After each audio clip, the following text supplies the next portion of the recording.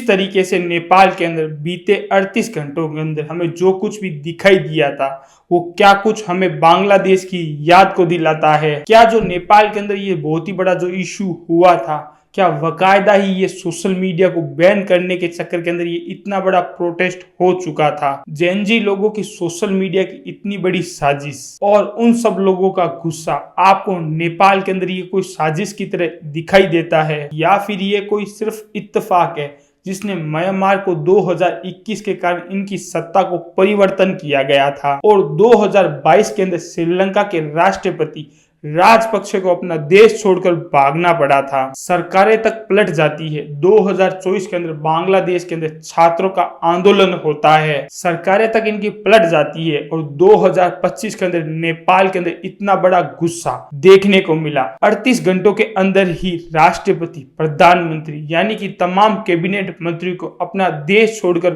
भागना पड़ जाता है। नेता लोगों की पिटाई की जाती है, संसद भवन को जला दिया जाता है जैसे कोई होली का दहन हो रहा हो। सारे नेता मंत्री लोग भागने लग जाते हैं और नेपाल की मांग को लेते हुए हमें यह लगता है कि इनकी मांग वकायदा जायज भी है। नेपाल के अंदर जो बच्चे हैं, हम उनके साथ जो लगातार जो प्रदर्शन कर रहे हैं, हम उनके साथ लगातार मजबूती के साथ खड़े हुए भी हैं और इन प्रोटेस्टकारियों के ऊपर जिन लोगों ने गोलियां चलाई थी और उनके ऊपर भी सख्त से सख्त कार्रवाई अपनाई जाए। लेकिन हमें इसके बावजूद भी एक सवाल यह पूछना चाहिए कि ये क्या एक बस सिर्फ और सिर्फ संयोगवश ही हुआ है या फिर इसके पीछे कोई एक बहुत बड़ी साजिश है। क्योंकि एशिया के अंदर जो तमाम प्रकार के ये जो छोटे छोटे देश है, उनके साथ एक के बाद एक उनकी सत्ता के अंदर अस्थिरता लगातार हमें दिखाई दे रही है। ये सिर्फ एक संयोगवश है या फिर यूएस चाइना की वॉर की लड़ाई के पीछे इनका असर इन लोगों के बीच में भी दिखाई पड़ रहा है। यानी कि ये हो रहा है कि लाला सलाम के करीब जाने पर भी उनका कभी काम लगातार तमाम हो रहा है और यहाँ लाला सलाम और कोई नहीं बल्कि यूएस चाइना है। इसका मतलब यही हमें साफ साफ दिखाई देता है कि यूएस और चाइना को अगर किसी ने भी आंख दिखाने की कोशिश की तो वो पूरा का पूरा बर्बाद हो जाएगा। इसका सिर्फ सवाल यह है जो कि ये डीप स्टेट का जो लगातार हाथ बना हुआ है और ये जो डीप स्टेट है जो इतने बड़े बड़े आंदोलन करा रही है और किसी के दम पर नहीं, सिर्फ और सिर्फ सोशल मीडिया के दम पर। और ये सोशल मीडिया के दम पर इतने बड़े बड़े आंदोलन, तमाम प्रकार के आंदोलन छोटे छोटे देश के अंदर उनकी अस्थिरता को दिखाते हैं। जो नेपाल के अंदर जो आंदोलन हुआ है उसका कोई भी लीडरशिप मौजूद नहीं है और ये बिना लीडरशिप के कारण इतना बड़ा आंदोलन कैसे हो पाया है। लेकिन ये आंदोलन होने पर लोग इतना ज्यादा अग्रेसिव हो गए हैं, उन्होंने संसद भवन तक जला दिया है और उन सारे आंदोलन के अंदर इतना ज्यादा अग्रेसिव भाव देखने के कारण सरकारें बिल तक के अंदर छुप जाती है। और ये इतना बड़ा जो भी ये आंदोलन हुआ है और उस आंदोलन के अंदर हमें एक भी लीडरशिप को दिखाई नहीं दिया। आखिर नेपाल के अंदर बिना लीडरशिप के कारण इतनी बड़ी सत्ता परिवर्तन कैसे हो सकती है। भारत जैसे पड़ोसी देशों के अंदर इतने बड़े बड़े आंदोलन होने के बाद अब भारत को भी इन सब चीजों के अंदर काफी सतर्कता बरतनी चाहिए। हमने भारत के पड़ोसी देश पाकिस्तान का हमने इसमें नाम नहीं लिया है, लेकिन आप सब लोगों को भी पता है कि इमरान खान ने यूएस को आंख दिखाई थी, तो कैसे उनके खिलाफ प्रदर्शन हुआ, उनके खिलाफ राष्ट्रद्रोह का मुकदमा लगा और मानहानि का केस लगाया गया और प्रधानमंत्री होने के बावजूद भी उनको सलाखों के पीछे डाल दिया गया। और इसी वजह से आज भी यही सवाल उठता है कि नेपाल के अंदर जो ये गुस्सा देखने को मिला है, ये जेनजी लोगों का जो गुस्सा हमें देखने को मिला है, इनके पीछे कोई भी लीडरशिप नहीं थी, फिर भी इतना बड़ा प्रदर्शन होना ये कोई इत्तेफाक की बात नहीं है। इसके पीछे हम सबको लगता है कि कहीं ना कहीं एक डीप स्टेट की बहुत बड़ी साजिश है। अगर आप सब लोगों को इन कम्युनिकेशन के साथ जुड़ने से आप सब लोगों का कम्युनिकेशन और ज्यादा स्ट्रॉन्ग होता है तो प्लीज इस चैनल को और ज्यादा लाइक, शेयर एंड फॉलो करना मत भूलें। अब हम बात करते हैं फिर से नेपाल की। नेपाल के अंदर जो प्रदर्शन हो रहा है ये बाकायदा सही नहीं है, क्योंकि कहीं ना कहीं जो नेपाल के अंदर जो सत्ता परिवर्तन हमें देखने को मिली है वो जो लोगों का गुस्सा हमें देखने को मिल रहा है वो कहीं ना कहीं नेपाल के लोगों के लिए ही बुरा है, क्योंकि एक सत्ता को परिवर्तन होने के बाद उसको स्टेबलाइज करने के बाद काफी समय लग जाता है उस देश को स्टेबलाइज करने के लिए। भारत के अंदर 80 से 90% लोग ओली की सरकार से कोई लेना देना भी नहीं है। लगातार वह एंटी इंडिया जैसे आर्ग्यूमेंट को लगातार प्रमोट करता है, लेकिन नेपाल के अंदर जिस सिस्टम को लेकर वीडियो बनाई जा रही है लगातार उनका संसद दू दू करके जल रहा है। वहां की जनता के लोगों के लिए बहुत ही ज्यादा खराब चीजें हैं। पार्लियामेंट के ऊपर लोगों का विश्वास भी उठ चुका है।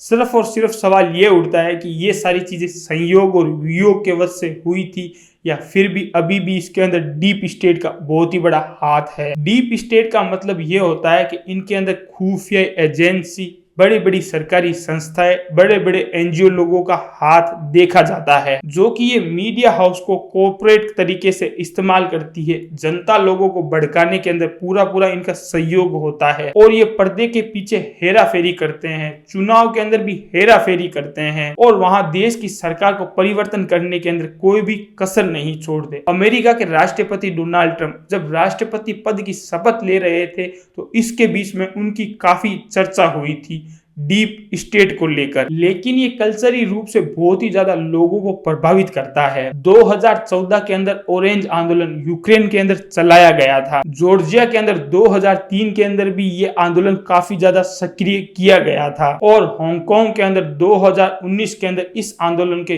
युवा लोग सोशल मीडिया के माध्यम से बहुत सारे लोग इकट्ठा किए गए थे। फिर लोकतंत्र के नाम पर विदेशी कंपनियां और विदेशी ताकतें लगातार जोर बनाती है उनकी सत्ता को लगातार परिवर्तन करने के लिए। अगर हम एशिया के पैटर्न की बात करें तो हमें एशिया के पैटर्न के अंदर लगातार हमें दिखाई देता है कि म्यांमार के अंदर 2021 के अंदर वहां की सत्ता को पूरी तरीके से परिवर्तन किया गया था। यूएस ने इस प्रोटेस्ट के अंदर पूरा सहयोग वर्ष से ताकत का पूरा इस्तेमाल किया था और वहां की सत्ता को पूरी तरीके से परिवर्तन कर दिया गया था। लोकतंत्र की सत्ता के अंदर हस्तक्षेप किया गया था और म्यांमार की सत्ता को ऐसे पल भर चुटकियों के अंदर गायब कर दिया गया था। और वहीं 2022 के अंदर श्रीलंका के राष्ट्रपति को अपने आर्थिक संकट के कारण पूरा देश छोड़कर भागना पड़ा था और वहां की संसद भवन आज जिस तरीके से नेपाल जल रहा है और वहीं श्रीलंका की संसद के अंदर ऐसा ही जलता हुआ खौफ मंजर देखने को मिला था, क्योंकि जो श्रीलंका के जो राजपक्षे थे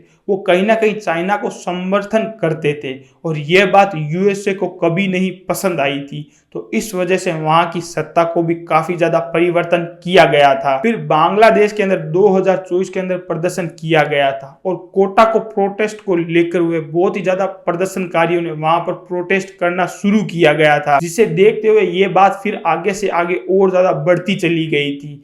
फिर वहां के अनएम्प्लॉयमेंट, वहां की सत्ता परिवर्तन और वहां की नाकामियां गिनाते गिनाते सत्ता को परिवर्तन कर दिया गया था और उस सत्ता के अंदर कम से कम 200 से ज्यादा लोगों की मौत हो चुकी थी। और यही बात बांग्लादेश के भी निर्भर करती है, क्योंकि बांग्लादेश की जो हसीना थी उन्होंने अमेरिका को आंख दिखाने की कोशिश की थी और उनको भी अपना बांग्लादेश अपने हाथों से खोना पड़ा था। और अब कहीं ना कहीं भारत को भी इसके बारे में बहुत ही ज्यादा सतर्क होना चाहिए। जो ये सारी चीजें हो रही है वो कहीं ना कहीं भारत के अंदर भी हो सकती है, लेकिन हम भारत की तरफ देखते हैं तो ये बात हमें साफ साफ दिखाई देती है कि भारत का लोकतंत्र काफी ज्यादा मजबूत है। यहाँ के नेता लोग काफी ज्यादा समर्थन है, यहाँ की सरकारी संस्थान काफी ज्यादा स्ट्रोंग है, यहाँ के एनजीओ और भी काफी ज्यादा स्ट्रोंग है, क्योंकि बाहरी ताकत को यहाँ बहुत ही ज्यादा इंक्लूड नहीं किया जाता। फिर भी कहीं ना कहीं भारत को भी इस बात के लिए संभलना चाहिए, क्योंकि ये जो विदेशी ताकतें हैं ये अपना वर्चस्व लेने के लिए कहीं ना कहीं देश के ऊपर अपना दबदबा जमाने के लिए सत्ता को लगातार परिवर्तन किया करती है। आप सब लोगों को क्या लगता है इस वीडियो के बारे में? आप सब लोगों को ये वीडियो काफी ज्यादा अच्छा लगा हो तो प्लीज इस चैनल को ज्यादा से ज्यादा शेयर कीजिए और इसी तरीके से अपना प्यार बनाए रखिए। जय हिंद, जय भारत।